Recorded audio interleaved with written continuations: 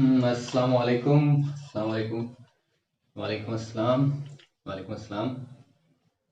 क्यों जी, खैरियत से हो?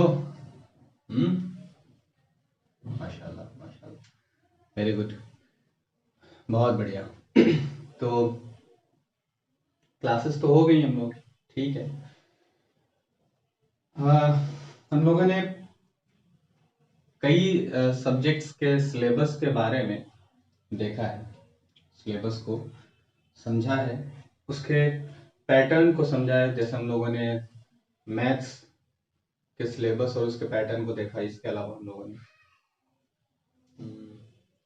साइंस के पैटर्न और सिलेबस को देखा, और हिंदी का सिलेबस देखा हम लोगों ने। तो हिंदी का सिलेबस देखा, हिंदी का पैटर्न भी देख लेते हैं, है ना।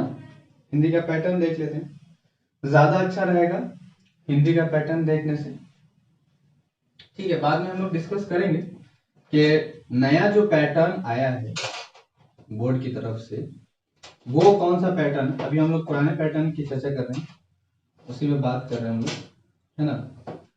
नए पैटर्न की बात होगी, लेकिन फिलहाल हम लोग इसकी बात करेंगे, ठीक है। सबसे पहली बात तो कि हिंदी में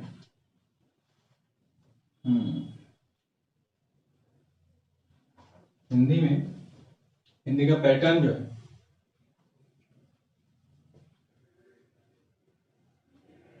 हिंदी पैटर्न, ठीक है। तो हाँ, और भी यूपी के जितने भी जिले हैं जहाँ जहाँ से स्टूडेंट्स देख रहे हैं, वो लोग भी अपनी स्ट्रैटेजी और अपने सब्जेक्ट्स के ताल्लुक से जो कुछ भी बातें उनको बताई जा रही हैं, जो उनके लिए बेहद इम्पोर्टेंट है, उन्हें वो नोट करेंगे, है ना, ताकि एग्जाम्स में वो बेहतर परफॉर्मेंस कर सकें। और आप लोगों से भी ख़ास तौर से गुजारिश है भाई, ठीक है। तो चले, देखो इसमें सबसे पहली बात कि इसके जो टोटल क्वेश्चन है, इसके number of total questions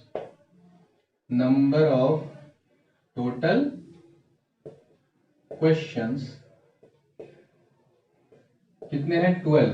12 questions हैं, ठीक है। 12 क्वेश्चंस हैं। अब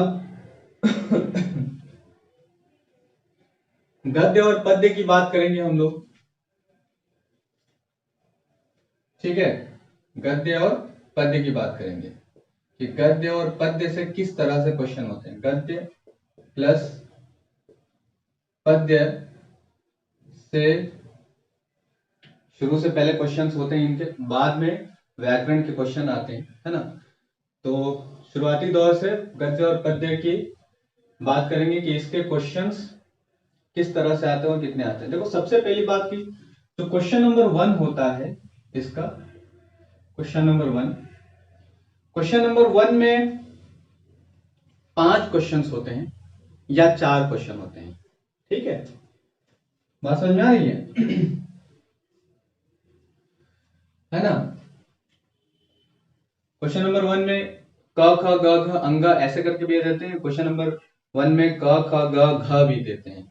मतलब एक कोई क्वेश्चन ऐसा होता है जो 2 मार्क्स का भी हो जाता है, और एक और 3 क्वेश्चन ऐसे होते हैं जो 1-1 मार्क्स के होते हैं, ठीक है। कभी कभी ऐसा हो जाता है कि 2 क्वेश्चन 2-2 मार्क्स के, एक क्वेश्चन 1 मार्क्स का, लेकिन ऐसा नहीं होता है। होता है क्या एक्चुअल में, एक क्वेश्चन सत्य और असत्य से आता है। क्वेश्चन नंबर 1 का क जो होता है सत्य या असत्य पे आधारित होता है। इसमें क्या होता है कि आपसे लेखक के बारे में पूछ लिया जाता है कि आप 4 ऑप्शन देते हैं, और उन चारों ऑप्शन में एक ऑप्शन सही होता है ना। वो क्या होता है उसमें, चारों में ऐसा होता है कि किसी लेखक के बारे में ये बोल देते हैं कि भाई जैसे गोदान के बारे में कह दे कि गोदान के बारे में ये कहा कि गोदान जो है उपन्यास है ना, और इसके लेखक का नाम उन्होंने उसमें प्रेमचंद की बजाय उन्होंने कह दिया रामचंद्र शुक्ल। ठीक है, कि गोदान रामचंद्र शुक्ल का उपन्यास है। ठीक है, तो क्या है, सत्य है? असत्य है। तो ये एक असत्य है, 3 सत्य होंगे। इसी तरह से 3 राइटर के नाम देंगे या 3 राइटर की किताबों के नाम दे देंगे और उनसे आपसे पूछेंगे, या ये पूछ सकते हैं कि जैसे गबन है ना, गबन के बारे में वो पूछ सकते हैं, उसमें वो दे सकते हैं एक क्वेश्चन कि गबन गबन क्या कहते हैं, व्यंग्य है। गबन व्यंग्य है ना, व्यंग्य विधा पर आधारित है। ठीक है, तो क्या गबन व्यंग्य विधा पर आधारित है? नहीं। तो किस पर आधारित है? वो उपन्यास है भाई, वो मुंशी प्रेमचंद का, है ना। तो इस तरह से वो सत्य और असत्य की बात करेंगे क में। इसी तरह से ख देंगे। तो ये जो ख क्वेश्चन होगा पहले का, इसमें 4 ऑप्शन होंगे और उन चारों ऑप्शन में से एक का आपको आंसर देना है। हो सकता है कि 4 लेखक हो, या हो सकता है कि 4 जो है वो कोई किताब हो, है ना, या कोई कहानी का नाम हो, उसके राइटर का नाम पूछ सकते हैं कि 4 कहानियों के नाम दे दिया उन्होंने, और कहानियों के नाम में आपसे पूछ दिया कि निम्नलिखित में से किसी एक के बारे में आपको बताना है कि लेखक का नाम बताना है ना, किसी एक के लेखक का नाम बताना है। ठीक है, इस तरह से। तो 1 नंबर का ये होगा, 1 नंबर का ये होगा। 3 क्वेश्चन और पूछेंगे, ये क ख ग घ अंग, ये इस तरह से पूछ सकते हैं, या फिर क ख ग घ तक पूछ सकते हैं। एक क्वेश्चन ऐसा हो सकता है कि ये कोई एक ये राइटर का नाम कहेंगे और वो कहेंगे कि उनका किसी एक लेखक का नाम और उनकी कोई एक रचना का नाम, है ना, एक लेखक और उनकी किसी एक रचना का नाम आपको बताना है। ठीक है, अगर उन्होंने ये पूछा तो 2 नंबर का सवाल होगा, क्योंकि दो लोगों के बारे में बात करनी। ठीक है अगर किसी एक लेखक की बात करेंगे तो 1 नंबर, अगर लेखक प्लस उनकी रचना की बात करेंगे तो वो 2 नंबर का हो जाएगा सवाल। ठीक है, इस तरह से वो आपसे क्वेश्चन नंबर 1 जो होगा, ये कितने मार्क्स का गेन करेगा? 5 मार्क्स गेन करेगा, है ना, 5 मार्क्स गेन करेगा। ठीक है, क्वेश्चन कितने होंगे? 5 भी हो सकते हैं, 4 भी हो सकते हैं, तो ये 5 मार्क्स का आएगा। किस तरह से ये क्वेश्चन बनेंगे इसमें ये बता दिया हमने। क्वेश्चन नंबर 2 की बात करते हैं। ये होगा आपके पद्य से, है ना, पद्य साहित्य पे आधारित होगा ये। ठीक है, मतलब कहानियों से ये आपसे क्वेश्चन करेंगे। उसके बाद गद्य से, यानी कि आपकी कविता से, काव्य से अगर बात करेंगे तो इसी तरह से ये लोग बात करेंगे। आपसे ये कह सकते हैं कि रीत काल के किसी 2 लेखकों के नाम और उनकी रचनाओं के नाम लिखिए। ठीक है, रीतिकाल के, या फिर कह सकते हैं कि आपसे शुक्ल युग के। ठीक है, शुक्ल युग तो उसमें आएगा, है ना, ये कह सकते हैं आपसे रीतकाल भी है, और ठीक है, और जो भी काल है आपके सिलेबस में, उनसे रिलेटेड ये सवाल कर सकते हैं आप लोगों से कि आप इनकी कोई रचना, प्रोग्रेसिव वाला जो है ना, एक जिसको हम लोग क्या कहते हैं, हिंदी में क्या बोलते हैं, प्रोग्रेसिव राइटर, प्रगतिशील। ठीक है, तो इस टाइप से जो भी है वो आपसे ये करेंगे सवाल, है ना, और उनकी विशेषताएं बताने के लिए भी सवाल करते हैं ये लोग। ठीक है, कि ऋतकाल की 2 विशेषताएं बताइए या प्रवृत्ति बताइए। ठीक है, तो आपसे ये सवाल करेंगे जब भी इस तरह से, तो वो 2 नंबर का सवाल होगा। ठीक, तो इस तरह से क्वेश्चन नंबर 2 में जो मार्क्स हैं, जितने मार्क्स के सवाल करते हैं, कितने मार्क्स के? 5 मार्क्स के सवाल होते हैं, और ये वेरी शॉर्ट टाइप का क्वेश्चन होता है, अति लघु उत्तरीय प्रश्न जिसको हम लोग बोल सकते हैं, है ना। तो क्वेश्चन नंबर 1 और क्वेश्चन नंबर 2 की बात हो गई। अब क्वेश्चन नंबर 3 की बात करते हैं हम लोग। ठीक है, तो क्वेश्चन नंबर 3 में, हाँ, क्वेश्चन नंबर 2 में जैसे छायावादी है, छायावादी काल है, प्रगतिवादी काल है, ठीक है, इस तरह से इनकी विशेषताएं, उनकी प्रवृत्ति है ना, रीत काल है, ये बताने के लिए बोलते हैं। 3 में गद्यांश, ठीक है, गद्यांश, गद्यांश, गद्यांश, ये गद्यांश जो होगा आपका, ये आपके सिलेबस में जो आप कहानी पढ़ रहे हैं, है ना, जो कहानियां सिलेबस में दी हुई हैं, ठीक है, उन्हीं कहानियों के अंदर से कोई एक पैराग्राफ देते हैं ये लोग, ठीक है, और उसी पैराग्राफ पर आधारित 3 सवाल करते हैं। ठीक, 3 सवाल करते हैं, और तीनों के तीनों सवाल जो होते हैं वो कैसे होते हैं, वो 2-2 मार्क्स के होते हैं, क ख ग, ठीक है। तो ये मार्क्स गेन करते हैं 2 + 2 + 2, 6 मार्क्स गेन करते हैं। तो इनका हमेशा पहला जो सवाल होता है क के अंदर, इनका ये पहला सवाल हमेशा होता है कि आप जो दिए हुए गद्यांश है उनका संदर्भ लिखें। ठीक, संदर्भ लिखें, है ना। संदर्भ लिखने की बात अगर करते हैं ये लोग, तो संदर्भ मीन्स क्या होता है? संदर्भ का मतलब ये होता है कि आपका ये जो पैराग्राफ है, ये जो गद्यांश दिया हुआ है, गद्य का जो अंश है ना, गद्यांश, तो ये आपकी कौन सी कहानी से लिया गया गद्यांश है और इसके राइटर का क्या नाम है। मतलब बेसिकली इसके पाठ का नाम लिखना होता है और इनके लेखक का नाम लिखना होता है। सही है, ठीक है। क्वेश्चन नंबर 3 का जो क होगा, ख में क्या करना होगा? ख में हमेशा आपको कोई पैरा देंगे ना, तो उसमें नीचे इस तरह से लकीर ये खींच देते हैं, रेखा जिसको बोलते हैं कि रेखा खींचते हैं ये, है ना। ये रेखाएं मिलेंगी, कहां मिलेंगी? आपके गद्यांश के किसी भी सेंटेंस यानी वाक्य के नीचे अंडरलाइन क्या होगा, है ना। तो क्या करेंगे, क्या पूछेंगे सवाल करेंगे कि रेखांकित जो आपका वाक्य है ना, यही होगा, रेखांकित जो अंश है उसकी आप व्याख्या कीजिए। अब ये व्याख्या का क्या मतलब होता है?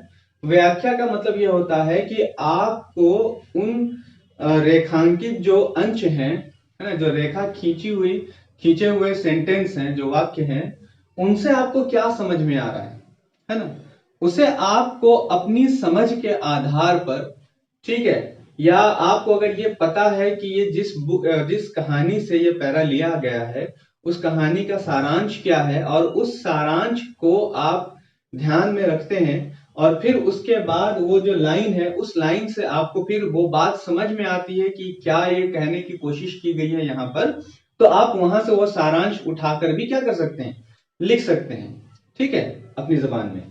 ठीक, उसके बाद ख में क्या पूछते हैं? ग में क्या पूछते हैं? ग में आपसे पूछेंगे, ग में कोई भी सवाल कर सकते हैं वो, कि आप इस पैराग्राफ के अंदर आपने क्या समझा है, ठीक है, आपको पैराग्राफ के अंदर कोई एक बात होगी लिखी हुई, उसके बारे में आप कह देंगे कि ये किसने कहा है ना, इस तरह की बात वो इसके ख में ग में कर सकते हैं। समझ में आई ना बात? ठीक है, या करते भी हैं, ठीक है। ये क्वेश्चन नंबर 3 की बात हो गई। क्वेश्चन नंबर 4 की क्या बात है? ये 6 मार्क्स का है ना, 6 मार्क्स, ठीक है। क्वेश्चन नंबर 4, अब ये गद्यांश है। क्वेश्चन नंबर 4 गद्यांश है। गद्यांश में क्या करते हैं ये लोग? गद्यांश में जो क्वेश्चन आता है तो वो कैसे आता है? आपकी कोई कविता होगी, बल्कि है, होगी क्या, कविता है, हम लोगों को पढ़ना है, कई कविताएं पढ़नी है हम लोगों को, 20 कविताएं थी, उनमें से कुछ डिलीटेड हैं, वो बता चुका हूं मैं, सिलेबस में आप लोग देखेंगे। तो उन कविताओं से कोई एक क्या कहते हैं उसे, कोई एक पैरा उठा लेते हैं, उन कविताओं से कोई एक पैरा उठा लेते हैं, यानी कि एक कोई बंद कह सकते हैं, जैसे कि 6 line, 5 line, 7 line, 4 line, 8 line, इस तरह से वो लोग उठा लेंगे, और उठाते हैं, और उठाने के बाद क्या करते हैं, वो आपका यहाँ पे प्लेस कर देते हैं, ठीक, क्वेश्चन पेपर में होता है ना। और फिर उसके बाद उसी के आधार पर आपसे सवाल करते हैं, जैसा कि गद्यांश में सवाल किया उन्होंने वैसा ही सवाल, सॉरी गद्यांश पद्यांश में, जैसा कि गद्यांश में उन्होंने सवाल किया वैसा ही वो पद्यांश में भी आपसे सवाल करते हैं। ठीक है, और पद्यांश में आपसे सवाल करते हैं, कैसे सवाल करते हैं, सिंपल सी बात है कि संदर्भ सहित व्याख्या कीजिए। इसमें जो सवाल होता है वो क्या होता है, संदर्भ सहित व्याख्या कीजिए। संदर्भ सहित व्याख्या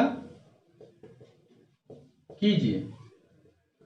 ये कहते हैं संदर्भ सहित व्याख्या कीजिए। क्या मतलब हुआ संदर्भ सहित व्याख्या कीजिए? और यहाँ पे जो नंबर है इसके सामने वो इस तरह से लिखा हुआ है 1+4+1। क्या मतलब हुआ इसका संदर्भ सहित व्याख्या करने का? अब ये एक नंबर जो होता है ना संदर्भ का है, मतलब वही हुआ संदर्भ का। क्या मतलब हुआ कि संदर्भ आपने कहां से, कौन सी कविता है, ये कविता का नाम क्या है और इस कविता के लेखक का नाम यानी कि कवि का नाम क्या है ना, लेखक कवि, कवि का नाम क्या है, ठीक है ना। कवि का नाम और कविता का नाम आपको लिखने के लिए कहा जाता है संदर्भ में। ठीक, उसके बाद व्याख्या करना है। व्याख्या यही करना है कि वो जो पंक्ति दी गई है, हाँ पंक्ति उसको बोलते हैं, वो जो पंक्ति दी गई है आपकी कविता की जो पंक्ति है, उस पंक्ति में कवि क्या कहना चाह रहा था, यानी कि बेसिकली उसका सारांश आपको लिखना है। ठीक है, हाँ ठीक। और हाँ क्या कहता है कवि, मोटिव क्या है वो, और उसके बाद उसमें आपको ये भी लिखना होगा, एक नंबर का सवाल, एक नंबर का जो जवाब है वो लास्ट में आपको बताना पड़ेगा कि जिस कवि की वो कविता है, उस कवि ने उस कविता में कौन से अलंकार का इस्तेमाल किया है। ठीक है, कौन सा अलंकार है ना, रूपक अलंकार है, उत्प्रेक्षा अलंकार है, उपमा अलंकार है, जो भी अलंकार हम लोगों को पढ़ना, मतलब काव्य सौंदर्य जिसको हम लोग कहते हैं, काव्य सौंदर्य यानी कि कविता की सौंदर्य यानी सुंदरता को बढ़ाने वाली चीज है ना।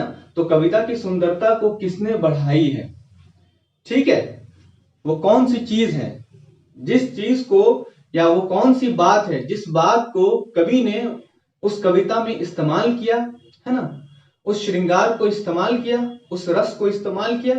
ठीक है, और कविता क्या हो गई, बेहद खूबसूरत हो गई। समझ में आई ना बात, पढ़ने में हमें लज्जत मिल रही है, हमारे कानों को लज्जत मिल रही है, ठीक है, हमें लज्जत मिल रही है, जबान को लज्जत मिल रही है ना, बहुत खुशगवारी का ये खुशगवार एक तरह से माहौल बन गया है जिसको कह सकते हैं। ठीक है, तो ये बात है क्वेश्चन नंबर 4 में।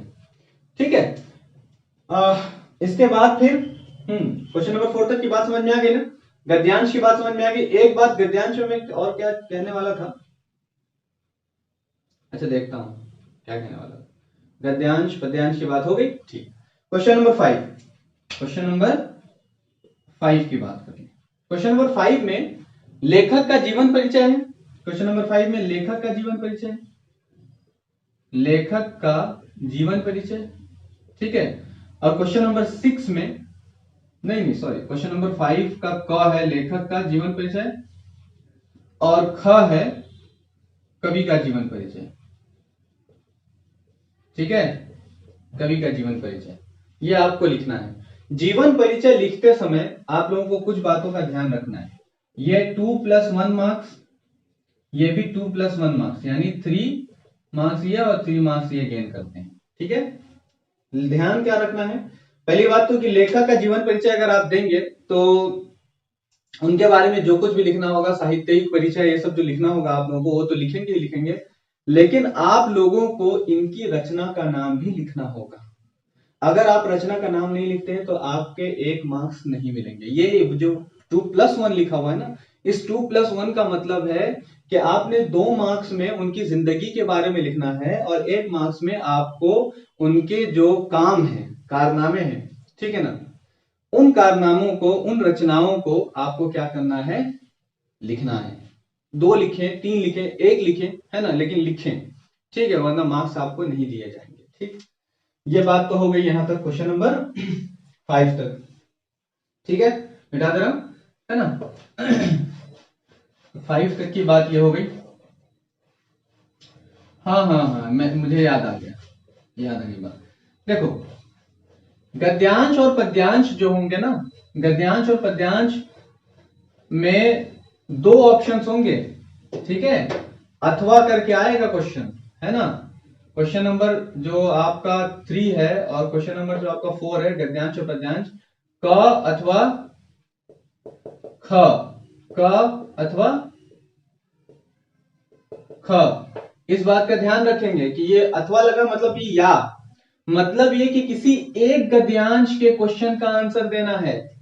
बात समझ में आ रही है? उसको रीड करना है, उसको पढ़ना है और उसके बाद उसके आंसर्स देना है।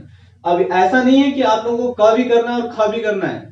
ये बहुत सारे स्टूडेंट, बहुत सारे बच्चों को ये बात पता नहीं होती है, वो लोग उसको कर लेते हैं। और इसके बेसिस पे होता क्या है, दिक्कत क्या होती है कि उसे करने में टाइम चला जाता है। टाइम चला जाता है तो बहुत सारे ऐसे क्वेश्चन है जो उनको करना है वो छूट जाते हैं। उसके छूटने की वजह से मार्क्स उनके कम आते हैं, है ना। तो ये गलती आप लोगों को नहीं करनी है। ये देखो, आप लोगों को ये सब सारी बातें इसीलिए बता दी जाती हैं ताकि आप लोग अपने एग्जाम्स में जो भी गलतियां करने वाले होंगे उन गलतियों को नहीं करेंगे, ठीक है, उससे बच जाएंगे, टाइम आपका बचेगा, है ना।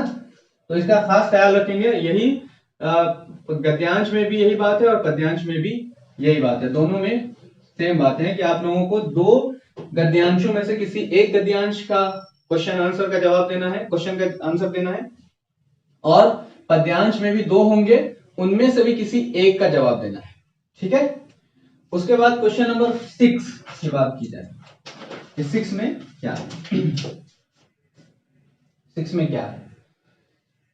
6 में भैया क्या है, तो संस्कृत गद्य या पद्य का संदर्भ सहित व्याख्या करना, ठीक है। क्वेश्चन नंबर 6 में संस्कृत गद्य एवं गद्य या पद्य, गद्य या पद्य बोले तो गद्य अथवा पद्य। क्वेश्चन किस तरह से आते हैं मैं ये बता दे रहा हूं, मैंने वहां से ये नोट कर लिया था कि हाँ कैसे क्वेश्चन पूछे जाएंगे। देखो, दो दो क्वेश्चन इसमें होते हैं, जैसे कि मैंने पद्यांश और गद्यांश के बारे में बताया कि दो उसमें होते हैं, एक का जवाब देना होता है। इसी तरह से संस्कृत गद्य में एक क्वेश्चन गद्य का होगा और एक पद्य का होगा, जो कि अथवा करके होगा। पद्य में क्या होगा, पद्य में उनके श्लोक होंगे, है ना। जो भी हम लोग क्या उसमें जो हम लोगों को संस्कृत में कविताएं पढ़नी है ना, संस्कृत की जो कविताएं हैं, ठीक है, या श्लोक हैं, वो श्लोक आप लोगों को अथवा में दिए होंगे। तो आपको इसके गद्य का संदर्भ लिखकर, ठीक है, इसकी व्याख्या करनी है, या आपका पद्य क्या संदर्भ लिखकर इसकी व्याख्या करनी है। संदर्भ क्या लिखेंगे कि भैया जो संस्कृत का जो पद है ना, जो पद्यांश है संस्कृत का, तो संस्कृत के पद्यांश के जो राइटर हैं, जो लेखक हैं, उनका नाम लिखना है, ठीक है। और वो कहानी किससे, कौन कहानी का नाम क्या है वो लिखना है, और उसके बाद उसका अनुवाद कर देना है बेसिकली, ठीक है। पद्य में भी वही बात है कि पद्य में जो लाइन दी हुई है, ठीक है, उसका जो राइटर है, जो कवि है, उसका क्या नाम है, और जो क्या कहते हैं उसका सारांश बेसिकली लिख देना है ना। समझ में आई ना बात। क्वेश्चन नंबर 6 की बात होगी। क्वेश्चन नंबर 7 की बात अगर की जाए तो क्वेश्चन नंबर 7 में क्या है, एक श्लोक लिखना है और दो प्रश्नों के संस्कृत में उत्तर देना है, ठीक है। एक श्लोक लिखना है और एक श्लोक चाहिए हम लोगों को, ठीक है।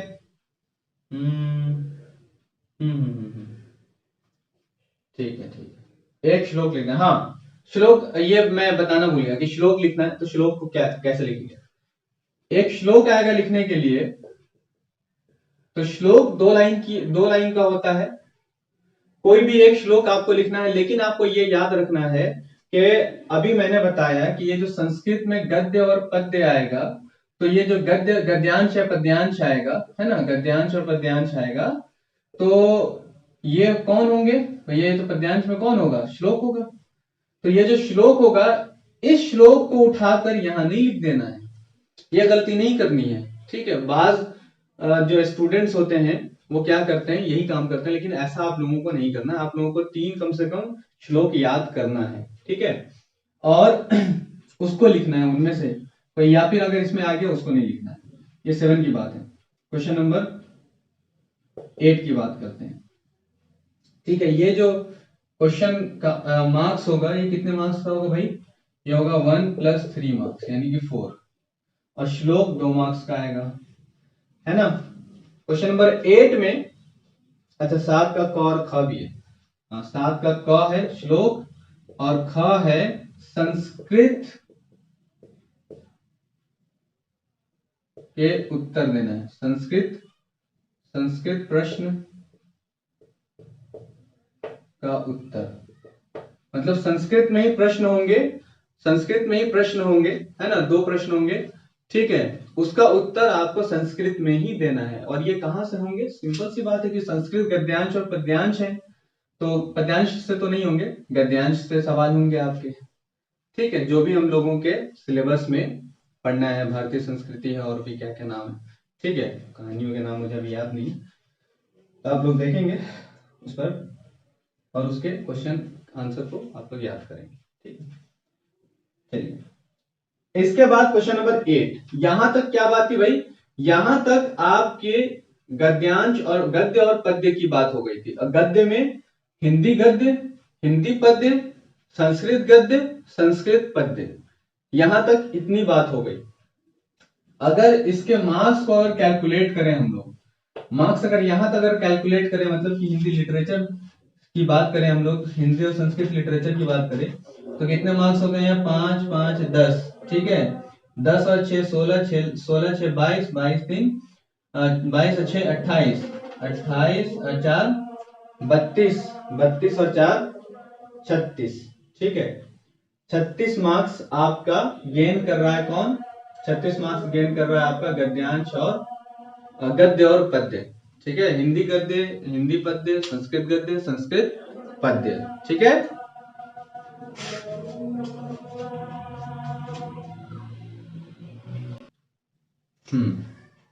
ठीक है, ये बात हो गई। अब यहां से इसके आगे क्वेश्चन नंबर 8 तक तो बात, कहां तक बात हो गई, 7 तक बात हो गई। अब 8 की बात करते हैं, 8 से बात करते हैं। तो यहां से हम लोगों की संस्कृत व्याकरण और हिंदी व्याकरण, हिंदी व्याकरण, संस्कृत व्याकरण, व्याकरण की बात होने जा रही है, ठीक है ना। क्वेश्चन नंबर 8, क्वेश्चन नंबर 8 में क है, ख है, ग है, ठीक है। तो रस आता है इसमें छंद अलंकार, ठीक है, रस छंद अलंकार, रस 2 है, छंद 2 है, अलंकार 3 है, ठीक है। हास्य रस करुण रस, छंद आपके 2 है, ठीक है, रोला सोठा, और अलंकार आपके 3 है। अलंकार में आपके रूपक अलंकार, उपमा अलंकार, उत्प्रेक्षा अलंकार, ये आपके काव्य सौंदर्य हैं, और ये 2-2 मार्क्स गेन करते हैं, ठीक है, 2-2 मार्क्स गेन करते हैं। समझ में आई ना बात, क्या करते हैं ये लोग, 2-2 मार्क्स गेन करते हैं। अब इसे आप लोगों को बेसिकली बता दिया गया हुआ है कि ये होते क्या हैं और किस तरह की बातें इनमें होती है, सारी बातें हम लोग कर चुके हैं। तो इसे आप लोगों को बहुत अच्छे से याद रखना है। ये अथवा करके आता है, इसमें भी रस में अथवा करके आता है कि हास्य रस या करुण रस, ये हर किसी सेट में नहीं होता, कई सेट बनाए जाते हैं ना, आपके पेपर कई सेट में आते हैं। तो किसी किसी सेट में ऐसा होता है कि एक ही रस और एक ही अलंकार और एक ही छंद दे दिए जाते हैं, ठीक है। तो ये गलती ना कीजिएगा कि अरे यार अथवा में आता है तो हम लोग एक ही रस को याद कर लें, है ना। बहुत सारे जो तुरम खां स्टूडेंट हैं बेसिकली ये करते हैं, लेकिन ऐसा नहीं कीजिएगा, ठीक, ठीक है। क्वेश्चन नंबर ये 8 की बात थी। क्वेश्चन नंबर 9 की बात करते हैं भाई। क्वेश्चन नंबर 9 में क्या है, क्वेश्चन नंबर 9 में है उपसर्ग है। क्वेश्चन नंबर 9 का क है, ख है, ग है, घ है, अंग है, उपसर्ग, है ना, प्रत्यय, ठीक है, समास, ठीक है। उसके बाद आपका तत्सम तद्भव, तत्सम तद्भव है, तद्भव तत्सम, और अंग में पर्यायवाची शब्द है, पर्यायवाची शब्द है। ठीक है, ये 3 marks, 2 marks, 2 marks, 2 marks, 2 marks. Clear. Question number 10 की अगर बात की जाए तो क्वेश्चन नंबर 10 में 10 का क है संधि। ठीक है, संधि करने के लिए आता है। फिर उसके बाद आपको शब्दों के पंचमी विभक्ति, है ना, क ख, शब्द विभक्ति जिसको हम लोग कह सकते हैं शब्द विभक्ति। ठीक है, इसके बाद आपका घ, क ख ग, ग में 2 की धातु, यानी धातु रूप से आता है। ठीक है, धातु रूप से, है ना। घ में ये आया है, हालांकि ये था नहीं लेकिन आ चुका है कि 2 का संस्कृत अनुवाद करना है। संस्कृत अनुवाद यानी 2 हिंदी में वाक्य दिए रहेंगे, उन 2 वाक्यों को संस्कृत में आप लोगों को क्या करना है, अनुवाद करना है। देखो पहली बात तो यहाँ पे ये तो आपको क्लियर हो गया। इनके बारे में देख लो, इनके बारे में 5 ऑप्शन होते हैं। ठीक है ना, इन सभी में आपको 5-5 ऑप्शन होंगे। उन 5 ऑप्शन में 2 को आंसर करना है, इसमें 3 को आंसर करना है, इसमें 2 को आंसर करना है, इसमें 2 को आंसर करना है, इसमें 2 को आंसर करना है, इसमें 2 को आंसर करना है। मैंने इसके बहुत ही बेहतरीन नोट्स बनाकर आप लोगों को प्रोवाइड कर दिए हैं। ठीक है, कि किस तरह से और कितना याद करना है आप लोगों को। बहुत ज्यादा भी नहीं याद करना है, बहुत कम भी नहीं याद करना है ना। इतना है कि मैंने इतना बना दिया है कि ताकि आप लोग उससे क्या करेंगे, फायदा उठा सकते हैं। ठीक है, बहुत ज्यादा फायदा उठा सकते हैं, बल्कि फायदा उससे बहुत ज्यादा मिलता है स्टूडेंट्स को, है ना। तो ये 5 क्वेश्चन ऐसे हैं, 9 के ये 5 ऐसे क्वेश्चन हैं जिनमें 5-5 ऑप्शन होते हैं। उनमें जिनमें 2 मार्क्स के उनको 2-2 आंसर देने होते हैं, और जिनमें 3 मार्क्स का है वो 3 आंसर देने होते हैं। संधि विच्छेद में भी 5 होते हैं, 2 का करना होता है। ठीक है, शब्द विभक्ति में भी 2 का करना होता है, जो 2 मार्क्स गेन करते हैं। धातु रूप में भी 2 का धातु रूप लिखना होता है। ठीक है, और इसमें भी 2 क्या करना होता है, इसका जवाब देना होता है ना, अनुवाद करना होता है। तो ये कितने कितने मार्क्स हो गए, 2 4 6 8 10 12 14 16 18 20 22 3 25। फिलहाल अभी 25 मार्क्स तक हम लोग आ गए। ठीक है, इसके बाद निबंध है ना। क्वेश्चन नंबर 11 में निबंध है। निबंध अकेला 6 मार्क्स गेन करता है। और क्वेश्चन नंबर 12 में आपका खंड काव्य से क्वेश्चन होते हैं।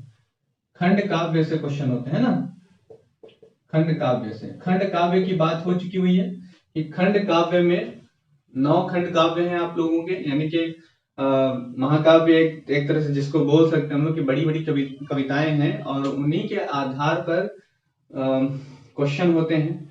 ठीक है, कथा वस्तु लिखना होता है, या फिर उनका सारांश लिखना होता है, या आपको चरित्र चित्रण करना होता है। अगर कोई कैरेक्टर उसके अंदर है तो उस कैरेक्टर के बाद बेसिकली वो किसी न किसी कैरेक्टर के ऊपर ही आधारित वो कविता होती है, और उस कविता उस कैरेक्टर को, यानी कि वो जो किरदार होता है कि बोले तो नायक या नायिका अगर उसमें है तो उसके रोल को आपको बताना होता है, उसका चरित्र बताना होता है कि क्या कैसा उसका चरित्र है, नेचर कैसा है। ठीक है, बेसिकली हम लोग जिस तरह से अपने माहौल में लोगों के बारे में बताते ना, अरे यार फलां जो है ऐसा ऐसा है, वैसा है, जो भी उसी तरह की बात करनी है। ठीक, तो ये आपके मोटा माटी जो पैटर्न है हिंदी के वो बता दिए गए।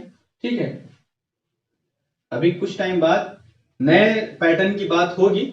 ठीक है, पर आप लोग इसको देख लीजिए, समझ लीजिए, इसकी स्ट्रेटेजी आप लोगों को बता दी जाएगी, नोट कर लीजिए। ठीक है, इसी तरह से हम लोग तैयारी करेंगे इसकी ना।